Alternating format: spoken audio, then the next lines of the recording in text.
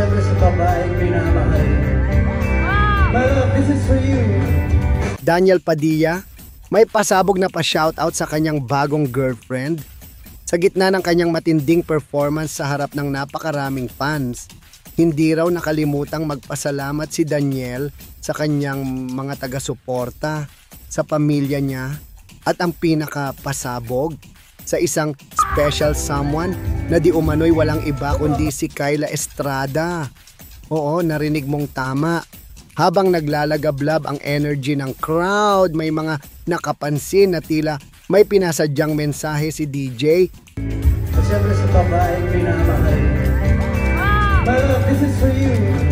Para sa isang espesyal na tao sa kanyang buhay.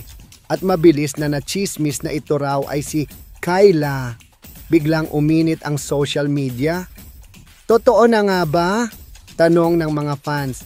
Lalo na't ilang linggo ng usap-usapan ang namumuong closeness ng dalawa. Ayon sa mga marites na present sa event, tila may sweet tone ang shoutout ni Daniel na parang may kilig na hindi para sa lahat. At kung babalikan ang mga recent chika, hindi na ito nakakagulat. Dahil ayon sa entertainment insider na si Ogie Diaz, may nakakita na raw kina Daniel at Kyla na magkasama sa isang mall sa Makati na tila very comfortable sa isa't isa.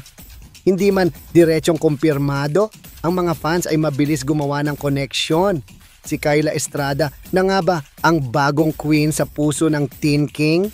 Isa lang ang malinaw, kahit simpleng pasasalamat lang ni Daniel Padilla sa entablado, agad itong nauuwi sa malalaking chismis, lalo na pagdating sa usapang puso.